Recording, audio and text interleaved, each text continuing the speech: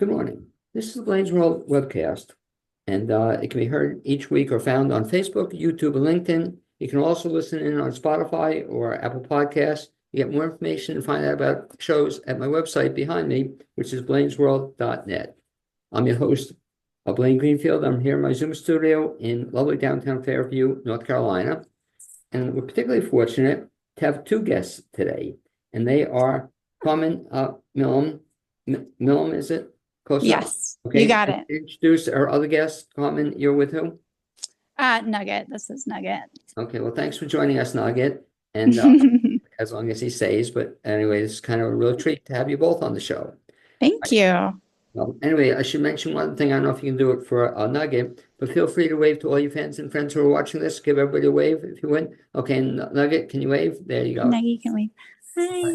I love that dog. Hi. Anyway, I should mention that Carmen is originally from Mobile, Alabama, and she grew up in a creative household that was inspired by her mother, who filled her daughter's childhood with all sorts of imaginative adventures. Sewing was one of the many things they did together. This inspired Carmen to explore and develop a love of fabric and self-expression. After moving to Asheville in 2021, she opened a cozy little store packed with one-of-a-kind remade and upcycled textile treasures.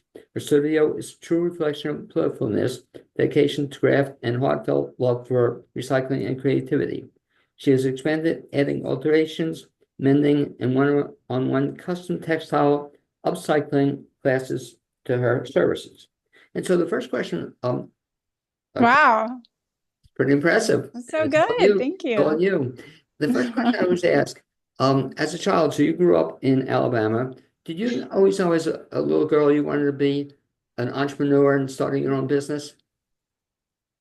Absolutely not. I've never known what I wanted to be when I grew up. I mean, I've always felt envious of children or people who are like, I'm going to be a nurse. And then they grow up and they become a nurse. No, mine's been a journey that has unfolded with lots of twists and turns. So, and you still, we might still change 10 more times, one. That's life. You mentioned in the introduction, or we mentioned that your mom got into this love of doing creative kinds of things. My mother is so creative. Is she mostly in textiles and fabric and doing the stuff you're doing? Anything. My mom is a jack of, I guess, I was going to say a jack of all trades, but I don't like that expression or cliche. She's just, she can do anything that she puts her mind to. And it's not just creativity. She can do plumbing, which I guess probably involves creativity when you think about it. She just, she loved to sew when I was little. And then as a teenager, she made wedding cakes for people for a while. She's just got it in her. She's a maker. Now, are you do you do as many different kinds of things as your mom?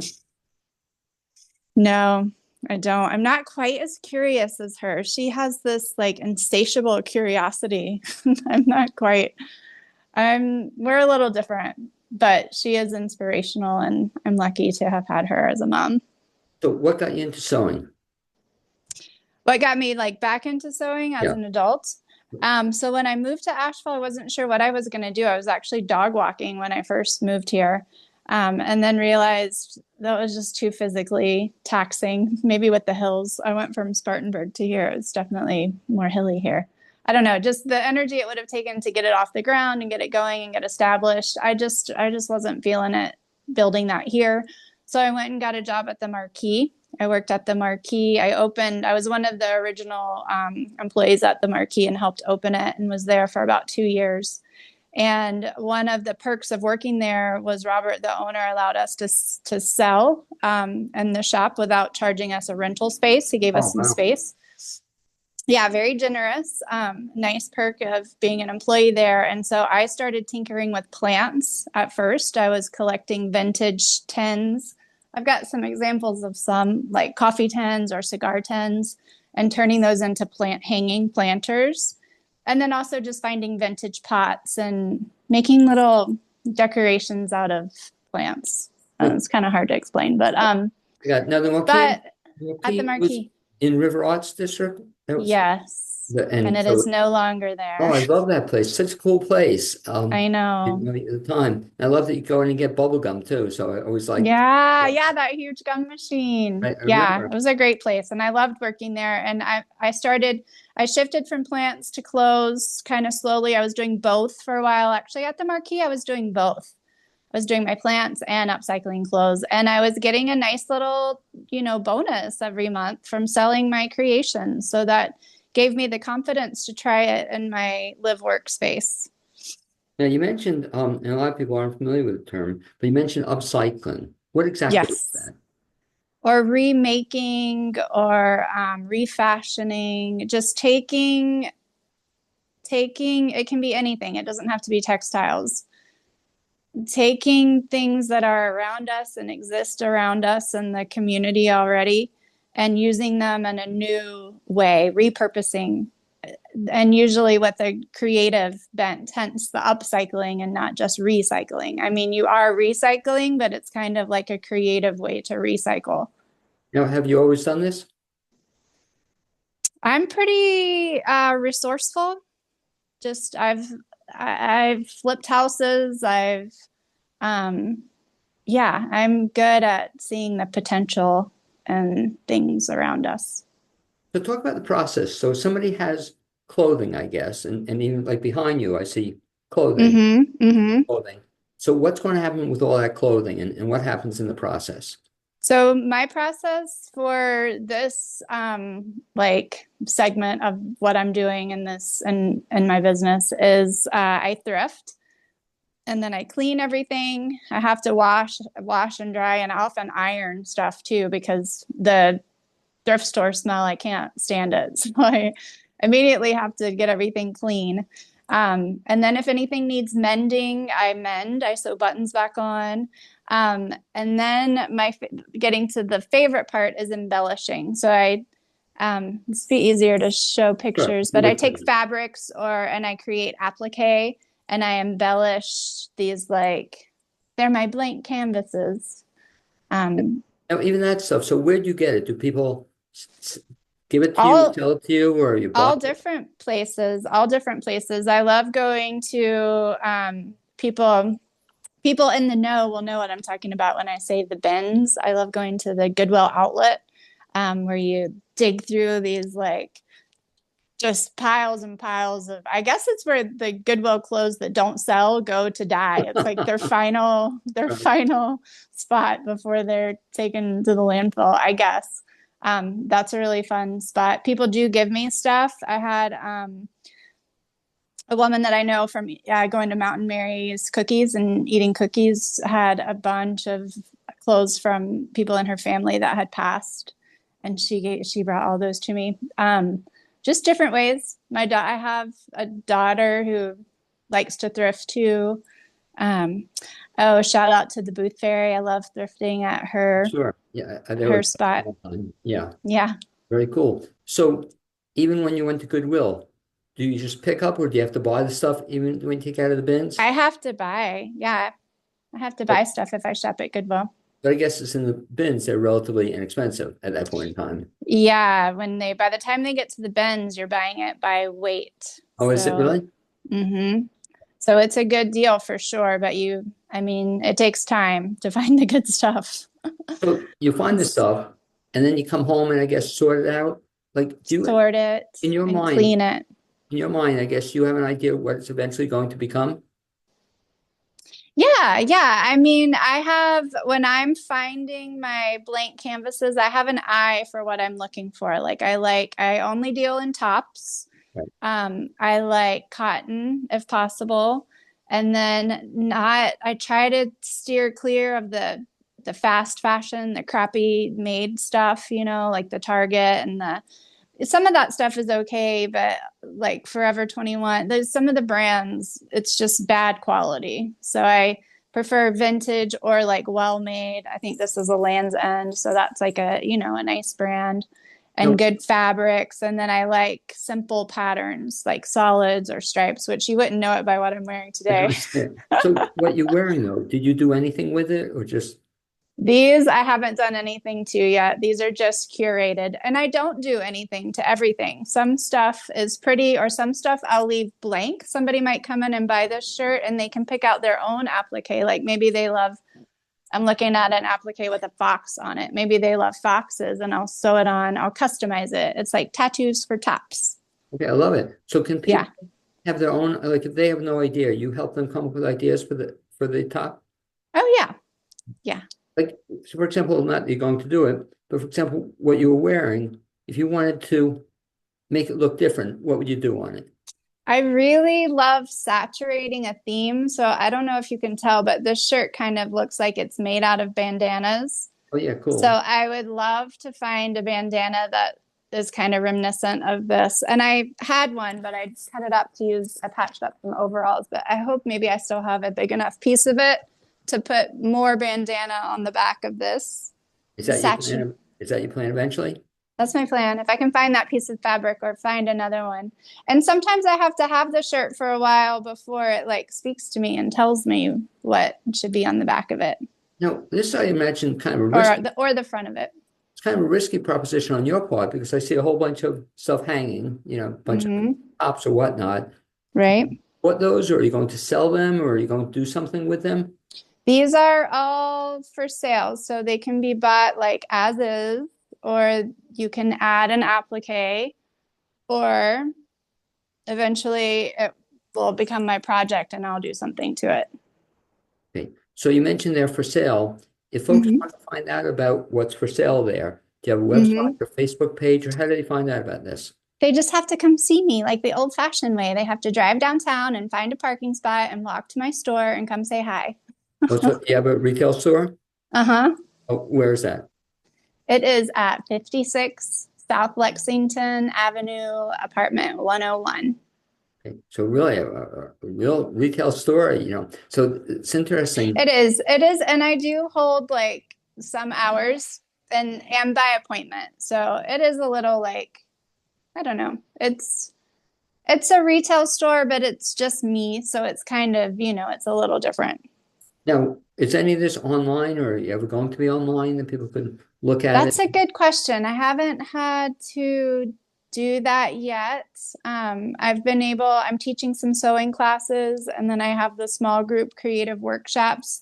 So I'm putting more energy into that avenue versus taking pictures of what I make and posting them on the internet. That's just not as fun to me as interacting with people face to face. And So I'm trying to avoid that. talk about your teaching. Where do you do that? Say again? Talk about your teaching. Where do you do that? At my kitchen table. Oh, at your kitchen table. Yeah, these are live workspaces. So it's a very small space and it's a very small scale. Because I'm thinking out loud, and that's what I tend to do with folks too. I could see this being, for example, a very popular course at AB Tech. They have a small business center. Are you familiar with that? Mm-hmm. I could see it. I do a lot of work with the small business center there. I think this would be a great course for people to take, Yeah. small class, but rather than at your kitchen table, small group, you could get 8 to 10 people or something. I Yeah. think it would be interested in this. How do you do it, start it, whatnot? But if they take a course with you, is that a regular thing, or as you're in the mood to do it, how do you do that? The courses. Oh, my classes. So far it's not a regular thing. It's people just call me and book it. Okay. And so that I involves, kind of, oh, is go that ahead. a couple hours or a couple weeks is a regular thing? It's a 2 hour workshop that I teach where you bring your own top. And then we spend a couple of hours designing, picking out elements from my collection of goodies and designing. And then people can have a turn on the sewing machine, or they can try to sew it all together. If we run out of time, I'm happy to sew it together really quick because I'm, pretty fast. But it's more about, and then it's also people can bring their mending. If they have any mending they want me to show them how to fix, they can bring that as well. We're mending with, I guess, creative stuff on like jeans or something. They could put creative. Yeah. I know my mother used to hate that. She said, you don't have holes in jeans and put them in patches. She hated that, but that's kind of That's cool funny. when you can do that, right? Now it's stylish. Yeah, exactly. And it shows your taking care of what you have instead of just constantly Wasn't that a good point? buying new. And you can use it over and over, and it can extend the life cycle of clothing. Yeah, it's really rewarding. I love mending. I would be interested in hosting mending circles as well, or doing that in some way, but I haven't quite gotten that one off the ground yet. But Well, do if people, anybody called me and was like, "Hey, will you teach me how to mend?" I'd do private sewing lessons for $30 to $50 an hour. It's a sliding scale, so very fair. So if people come to you in one of these classes or sessions, do they have to know how to use the sewing machine, or have to know how to sew, or do you teach them how to sew? I teach them Yeah. from the beginning. So people can learn how to sew, right? Yeah, yeah. Even me, I But can learn. not, yeah, you could come, but not on a large group, small, one-on-one. It's funny, I'm trying to think of the group, and you probably know it. There's a sewing group. I think it might be in Mars Hill or something. And there was, I forget the name of the group, but they also have a guy. I interviewed a guy who was in it also, so sewing, Yeah, is it called Remnants? I think it might have been. Was that in Yeah. Mars Hill? Mm-hmm. Yeah, it was Yeah. very interesting business. But I imagine too, I'm guessing here, but it's mostly women. But do you have guys into this? Yeah, I've had some guys inquire, and I sell men's shirts. So I've sold tons of stuff to men. Men get into the idea of customizing their top, or they'll find stuff here that I've done already. As far as teaching, as far as like creative workshops, no men have come to that yet. But I did have a man ask about learning to sew, which I thought was pretty cool. Did you eventually teach him, or he hasn't done this yet? He hasn't followed up yet. Okay. But it's interesting, yeah, because I can't ever see myself sewing, but you can teach almost anybody to sew. Yeah, of course. I can teach to a certain level. So, and then once you get the very basics down, I'd have to graduate you on to another teacher, which Stina with Arteries Sewing School, she's really good, and she holds like group classes, and her lessons are probably a little more advanced, but I'd be good for getting you going. Well, you were mentioning too, in terms of some of the stuff you do. You mentioned Tina. You mentioned off the air, there was somebody else you work with, or somebody who does stuff with you in this business. Yes, her name is Crystal, and I feel bad I don't know the name of her business, or it's on Sardis Road. It's I don't even know that she would want me like calling it out on a radio show, because it's also out of her home. Again, But she helps me. I'll She's tell you a what we can do, Carmen. After the show, you can check with her, and if she wants to be mentioned, like with a shout out, just mention it in a comment. Okay. So we'll I'm funny mention that I called it a radio show. It shows my age. Oh, so I've done radio for about A 15 years. podcast. But now I even call it a webcast, because A webcast. we can see each other. But yeah, ask her, and if she does, just put it in the comments. So if Okay. you want to contact her, you want to give her a shout out as well. So talk Awesome. again back to the stuff behind you. First of all, I also have to ask you to show that one sign. I love it, and about the AVL sign behind you. Yeah, yeah. Let me get my phone off this. And Sorry, let's see. Nuggets out of picture. How do I flip it? There we go. There you go. Oh, that's cool. So Yeah. where do you use that? So this is the very first flag that I made, or banner. I don't know, whatever you'd want to call it. And I hang that outside on my railing when I'm open. And I have several more, and I happen to be working on a new one right now. I'm so excited. Oh, very cool. Yeah, it's the mountains with the sunset. Now, this is what you've sewn that, or is that knitted? And some butterflies. That's very cool. Now, I sewed it on this sewing machine. now imagine too, do people come to you, or that'd be a cool thing for you to look at all this stuff? What is this? This all your fabrics? Yeah, that's all my fabric. There's another banner.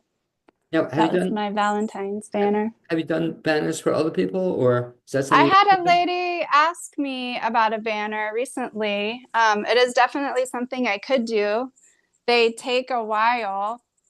They'd be probably around $300 or so because they're time consuming. Okay, but so cool. It's beautiful I've piece. Yeah, and I thought they'd be really sweet for like weddings if you're getting married, to have the wedding date Oh, and any like fabric that might be sentimental. and then you could hang it or in your house. Oh, that's Yeah, you can hang it in your house after the wedding. You could like have it hanging somewhere at the reception or whatever. I was thinking about that as I was making my new one. well, I'm thinking back to what you said earlier about your mom. And by the way, is your mom still around? Yeah, she is. I'll give her. You can say hello to your mom, and we'll talk. Her name is My mom's name is Linda Tate. okay, Linda. So we're talking about you, but I just want you to see what your daughter is doing, and we're giving you full credit for it. But imagine she'd be pretty proud of you that you took this concept and now kind of running with it. Where do you see it She going? is proud of me. She tells me that she remembers me talking about doing this years ago. And it's funny because I don't really remember that, but I don't have the greatest memory. So, uh-oh. We lost you. I'll Oh just no. as we're talking, we lost Carmen, but we're talking with her. Carmen, what I'm going to do as we get this back, I'm going to put this on pause. There we Oh, go. put it on pause. Sorry about that. But we're talking with Karmen Milham, and we're talking about the fact that she didn't have a great memory as a child, so she doesn't remember talking to her mom about this. But eventually, you got into this. Where do you see this going? Yeah. Do you Oh, see where do this? I see this going? Yeah. It's not really the kind of thing. I don't know. That's a good question. I like I told you, I don't ever have a plan. I'm just rolling with life. That's kind of been my MO.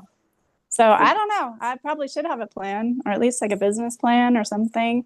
Um, a girl came in recently and was asking me if I'd heard of any word on the street about a creative reuse center. A lot of cities have these. Um, I think that's a fabulous idea. I don't know how what I'm doing could work into that or whatever. I would love to have a partner. I would love to have somebody to collaborate with, somebody around more. Like I feel a little isolated and lonely sometimes. But I don't know if that's in the cards or not. Well, remind me when we're off the air, I want to talk to you about this small business center at AB Tech, but that's something we might want to contact as Yeah. they have some really cool ideas in terms of getting to the point where maybe we'll franchise this. No, I don't know. Start small and grow big. I am lucky that I have a tiny bit of passive income and I'm just really enjoying doing this. And so as long as I can pay my bills and feed myself and take care of Nugget, my kids are independent. I'm happy. I'm content. I mean, I guess everybody wants to make a little bit more money, but not, I like having a good balance in life. And which is where it comes across, and you seem to enjoy it too. It's something you have fun with. And lastly, talk about then, so the alterations. So I got the Yes. repurposing thing. So what kind of alterations do you do for folks? Pretty much anything, just all the basics, at least hemming and taking in sports jackets. If you've got a wedding to go to and your blazer's too big, can fix that. Taking in waistbands. Um, You do it Sorry, yourself? Is it my battery is going low. okay? We've done some really cool things. Like this lady had these two things and she wanted them put together to be one jumper. We made a jumper, so that's not exactly tailoring and alterations, but that's just I mean, between me and Crystal, we've got you covered. Primarily for women, or do you do stuff for guys as well? Oh, stuff for guys all the time. Okay. And so if folks want to find out more about you, Carmen, or get in touch with you, what's the best bet? I love it when people text me. So I'm happy to spout off my phone numbers. It's a good time for that. Yeah. 843-687-1076. I'll ask you to repeat that. So if you want to get in touch with Carmen Milham about anything we discussed today, or find out about how you can work with her, she said text her. Best bet is, once again, the text number. 843-687-1076. Okay. And you want to say something else? Yeah. I also have a website. Okay. SEWAVL. Sew AVL. So avl.com? .com. Okay. And at your website, which I'm very impressed with just even seeing the stuff in the background, do we see some of your stuff you've done or you see some of the other stuff you've done? If you go to the page that takes you to my Instagram feed, or it's not a feed, it's just some Right. videos from Instagram that have been added to the website. There's some examples. You have to watch the video to get to the examples because I've just been doing reels since I started, so I have very few still pictures, which is probably maybe a little bit of a mistake. I don't know. Well, that's But easy. Still pictures, but anyway, yeah, very cool. So I'd like to thank you, Karmen Milham, for being my guest, you're for welcome. this Blaine's World webcast. Also, don't forget, I also like thank Nugget. So thank you for letting me go on He's over somewhere. here on the bench asleep. Nugget, you Let's want to see make if your I star can. also, Nugget. And next time, Nugget, we'll just do a show, you and I. Yeah. What a, He's oh, having an itch. Nugget. I, There I, he is. Good I gotta boy. show my wife that picture. That's an adorable picture. Thanks very much for joining us, and hopefully sometime in the not too distant future, we may even bump into each other. Or are you on Facebook at all? I am not. I'm on Instagram. Okay, friendly or vice versa on Instagram. But what I'll Hmm. do is, like I said, somewhere along the line, we'll perhaps run into each other. That would be fantastic. So thank you very much, You're and welcome. thank Nugget.